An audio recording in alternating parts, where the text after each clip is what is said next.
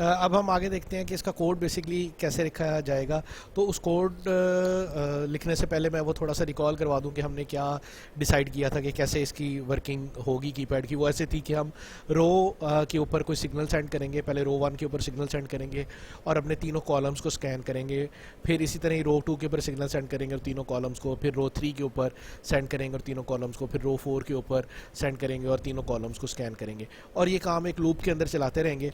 तो इस तरह क्या होगा कि जो भी हमारा बटन प्रेस हुआ होगा उसके अकॉर्डिंगली एक रिस्पेक्टिव हमारा सर्किट कंप्लीट हो जाएगा, जिसमें रोज़ से के थ्रू कॉलम के अंदर सिग्नल प्रोपोगेट कर रहा होगा। तो उस लोकेशन को आइडेंटिफाई करके हमें बेसिकली ये पता लग जाएगा कि हमने कौन सा नंबर प्रेस किया हो। तो इधर अगर देखें कोड के स्टार्ट में हम ये करेंगे कि हमारे पास ये जो है ये रो 1 को हमने 1 का सिग्नल दिया हुआ है और बाकी जो रोज़ हैं उनको हमने 0 का सिग्नल दिया हुआ है। बेसिकली रो 1 को मैंने सेट कर दिया और बाकी जो रोज़ हैं उनको रीसेट किया हुआ है। मैं आपको थोड़ा सा बैक स्लाइड पे जाके ये दोबारा दिखा दूँ कि क्योंकि हमारी रो 1 PD7 के साथ इंटरलिंक थी, इसलिए हमने यहाँ पे अगर देखें तो जो हमारे पास पोर्ट डी की 7th पिन है उसको सेट किया हुआ है और रिमेनिंग जितनी भी हैं उनको रीसेट रखा हुआ है। तो इससे बेसिकली वही वाला हो गया कि रो 1 के ऊपर हमने 1 का सिग्नल सेंड कर दिया। अब हम बेसिकली करेंगे कि हम कॉलम्स को स्कैन करेंगे। अब कॉलम्स को कैसे स्कैन करेंगे, वही GPIO IDR के थ्रू हम कॉलम को स्कैन करेंगे। इनपुट डाटा रजिस्टर की डिटेल्ड एक ऑलरेडी मैंने प्रीवियस जो हमारे पास यूट्यूब के लेक्चर हैं उसके ऊपर भी एक्सप्लेन किया हुआ है। ड्यूरिंग द क्लास भी मैंने इसको डिटेल में एक्सप्लेन किया हुआ है, तो इस भी डिटेल्स में मैं फर्दर नहीं जाऊँगा। यहाँ पे हमने GPIO DIDR को हम जो इनपुट डाटा रजिस्टर है उसको रीड करेंगे, उसका एंड लेंगे सेकंड लोकेशन पे 1 रखवा के। तो बेसिकली अगर इस 2 की मैं बाइनरी ट्रांसलेट करूँ तो वो बन जाएगी 0 1। तो इसका मतलब है मैं इस टाइम सेकंड लोकेशन की बात कर रहा हूँ। तो वो क्यों सेकंड लोकेशन की बात कर रहा हूँ उसके लिए again I have to go back. Basically यहाँ पे जो आपका कॉलम है वो PD1 के साथ अटैच है। तो बेसिकली फर्स्ट जो होगा वो PD0 होगा। तो यहाँ पे PD1 की बात हो रही है, इसलिए सेकंड लोकेशन की बात कर रहे हैं। तो यहाँ पे ये सेकंड लोकेशन को एंड किया है कि अगर इनका एंड का आंसर ट्रू होगा तब भी वो इस इक्वालिटी को फुलफिल कर रहे होंगे। कि बेसिकली मैं ये कर रहा हूँ कि जो मेरा GPIO DIDR रजिस्टर है उसका मैं एंड ले रहा हूँ खुद से सेकंड लोकेशन के ऊपर 1 रखवा के। इन दोनों के एंड का आंसर सेकंड लोकेशन पे मतलब 1 तभी आ सकेगा जब वो कॉलम 1 प्रेस होगा, उस सिचुएशन में आ सकता है। फिर उसकी इक्वालिटी चेक हो जाएगी और अगर ये इफ स्टेटमेंट ट्रू हो गई इसका मतलब है आपने की 1 प्रेस की। अदरवाइज मैं उसको दोबारा अपने रजिस्टर को IDR को इनिशिएट करवा दूंगा विद 0 0।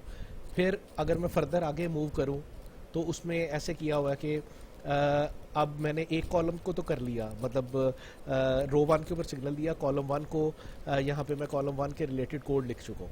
अब इसी तरह मैं कॉलम 2 के रिलेटेड कोड लिखूँ। कॉलम 2 में यहाँ पे 8 प्लेस करने की रीज़न ये है कि उस रिस्पेक्टिव पिन की बात हो रही है जिसके साथ कॉलम 2 अटैच है। अब अगेन अगर मैं बैक स्लाइड करूँ थोड़ी सी तो बेसिकली हमारा वो PD3 के साथ अटैच है, तो इस वजह से यहाँ पे मैंने 8 लिखा हुआ है।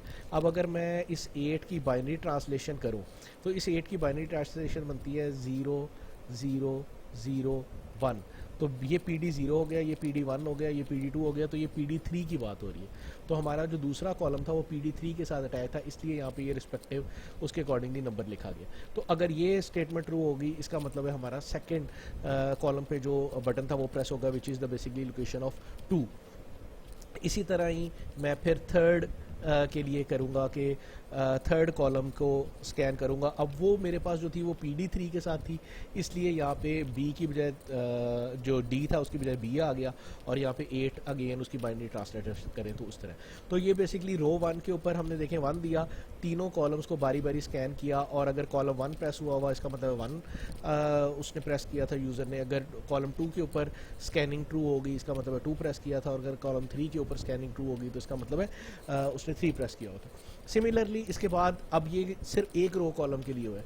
इसी तरह ही नेक्स्ट अगर इस कोड को आपने कंटिन्यू करना है तो उस केस में आप कैसे करेंगे कि आप जो अपनी रो 2 है उसको सेट करेंगे और जो आपकी रो 1 है 3 है और 4 है उसको आप रीसेट करेंगे या 0 रखेंगे और इस पे सिग्नल देंगे। अगेन इसी तरह कॉलम 1 कॉलम 2 कॉलम 3 स्कैन करेंगे और अगर कॉलम 1 के अगेंस्ट आपके पास ट्रू आ गया इसका मतलब है नाउ 4 बटन प्रेस हुआ है और 4 बटन प्रेस हुआ है, जो उसकी लोकेशन बनती है उसके अकॉर्डिंगली 4 बटन प्रेस हुआ है। कॉलम 2 पे आया इसका मतलब 5 और कॉलम 3 पे आया 6। सिमिलरली इसको आगे फर्दर करेंगे तो आप इस रो को भी 1 को भी रीसेट करेंगे, 2 को भी रीसेट करेंगे, 3 को सेट करेंगे, 4 को भी रीसेट करेंगे, रिमेनिंग कोड सेम रहेगा। तो इस केस में अगर बटन प्रेस हुआ हो तो इसका मतलब है 7, 8, 9 रिस्पेक्टिवली कॉलम्स के अगेंस्ट बटन प्रेसिंग हुई होगी। इससे अगले के लिए आप ये क्या करेंगे कि आप रो 1 को भी रीसेट करेंगे, 2 को भी, 3 को भी और 4 को सेट कर देंगे और इसी तरह तीनों कॉलम्स को स्कैन करेंगे। तो अगर कॉलम 1 के अगेंस्ट आपकी स्कैनिंग के दौरान स्टेटमेंट ट्रू होगी तो इसका मतलब है स्टैटिक प्रेस हुआ होगा, कॉलम 2 पे होगा तो इसका मतलब है 0 और कॉलम 3 पे होगा इसका मतलब है हैश। अब इस सारे चंक को आप बार बार रिपीट करते जाएंगे। यहाँ पे मैंने आपको एक चंक एक्सप्लेन कर दिया है, इसी तरह के आप 3 और चंक्स बनाएंगे रिस्पेक्टिव रोज के अकॉर्डिंगली, उसमें करेंगे और इस पूरी चीज़ को एक लूप के अंदर चलाते रहेंगे। तो जब भी कोई भी बटन प्रेस होगा इसका मतलब है आपको उसकी आइडेंटिफिकेशन मिल जाएगी, उसकी वेरिफिकेशन हो जाएगी कि फ़लाँ बटन आपका प्रेस हुआ है, उसके अकॉर्डिंगली आप जो भी आगे फर्दर परफॉर्मेंस करना चाह रहे हैं वो कर सकते हैं।